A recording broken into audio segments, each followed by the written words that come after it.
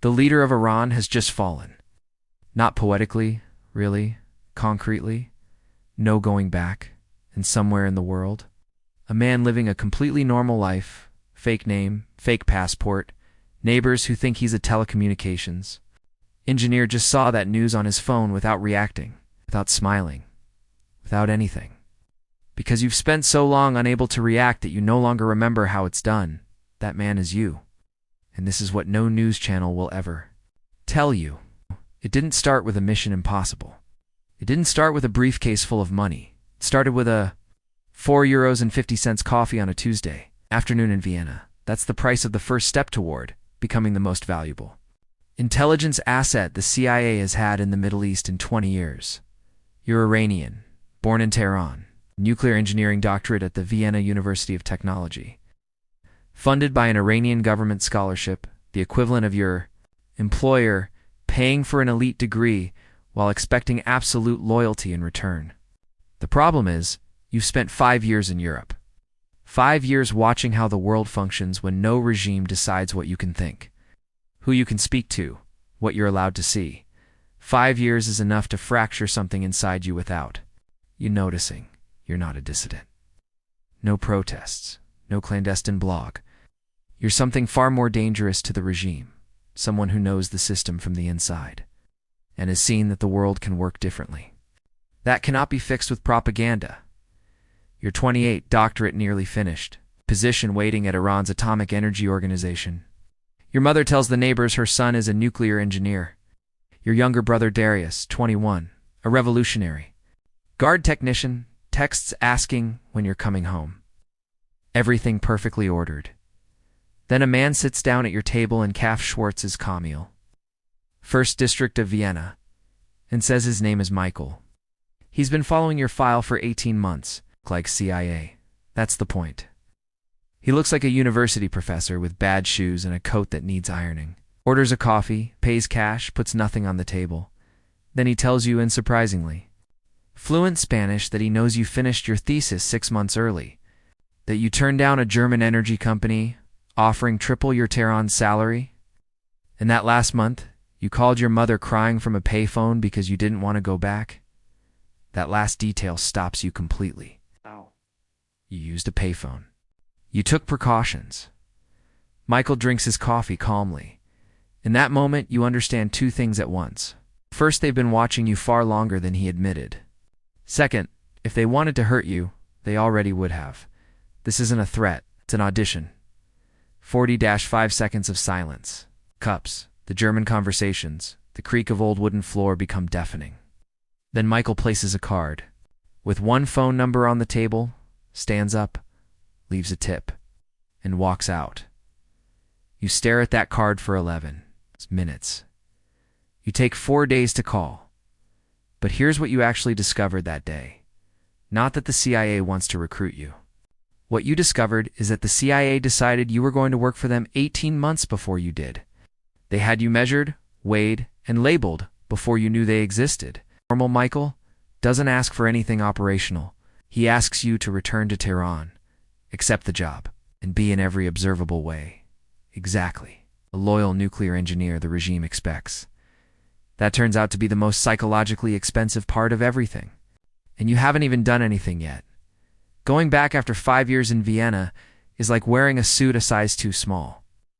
The smell of dust and traffic and fresh parpari bread is the same, but you're not. And now you have to perform as if you are. 24 hours a day, 7 days a week, in front of your mother, Darius, your superiors. Your mother spends 3 hours making your favorite Fesenjan that first Sunday. You sit at the table, eat, smile, listen to your father, discuss politics. Hear Darius talk about guard operations, nod, ask questions, participate while one part of your brain records.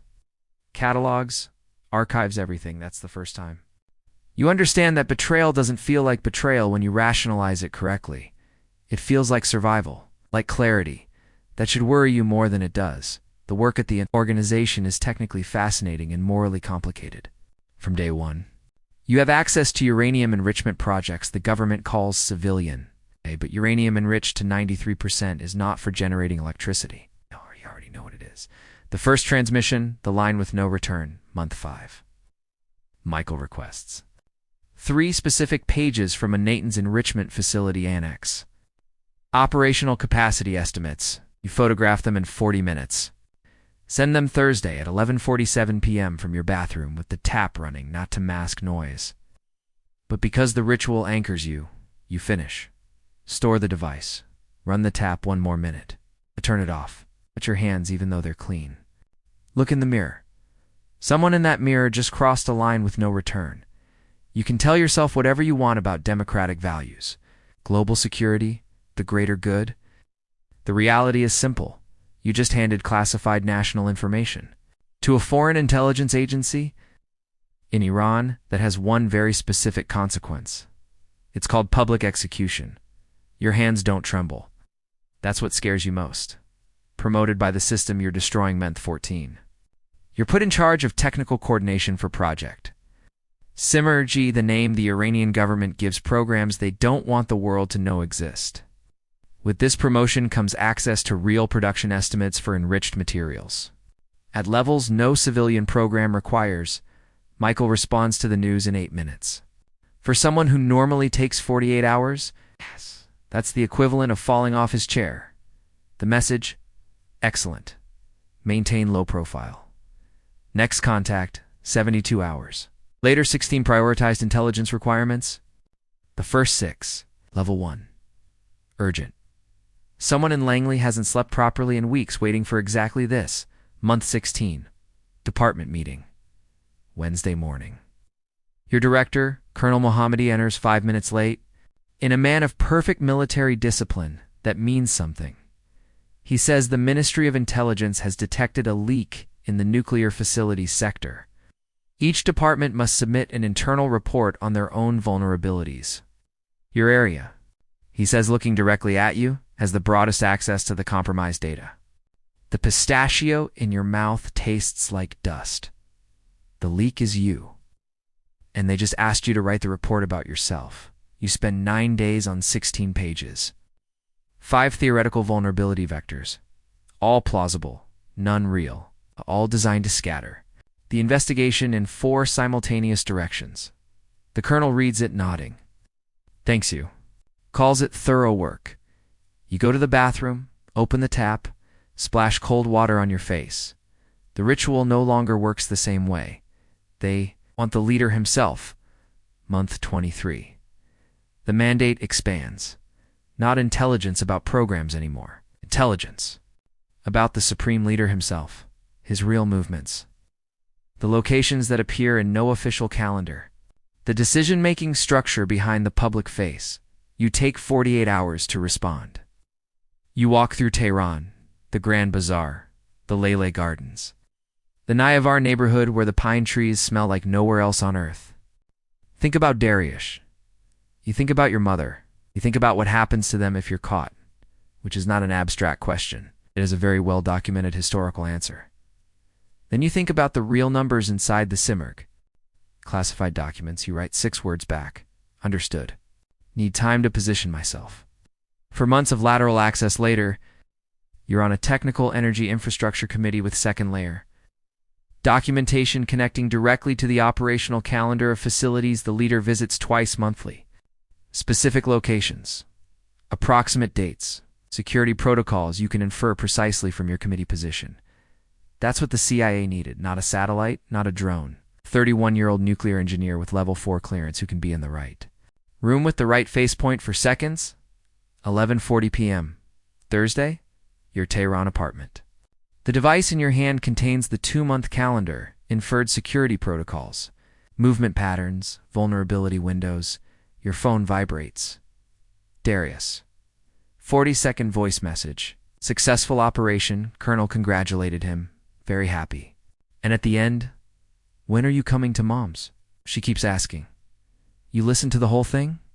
His voice carries that specific texture of someone who still believes the world makes sense. The texture you lost 2 years and 4 months ago over a €4.50. Coffee? You decide not to send tonight. The device vibrates again. No text. A photo? Your parents in their garden. Your mother in her green spring shawl. Your father reading the newspaper. Taken today from an angle only possible from outside the gate. 3 words in Farsi underneath. Don't be late. For the first time in 2 years, your hands tremble slightly. You open the device. You send everything. For seconds. Satellites, jump servers, hands in Langley that know exactly what to do. Then you call Dariush. Tell him yes this weekend. Mom's place. Long overdue. He laughs. Says perfect. You sit in the dark for 23 minutes listening to Tehran at night. The real climax, you do nothing. Weeks later, the world sees it. Accident first. Then unconfirmed incident.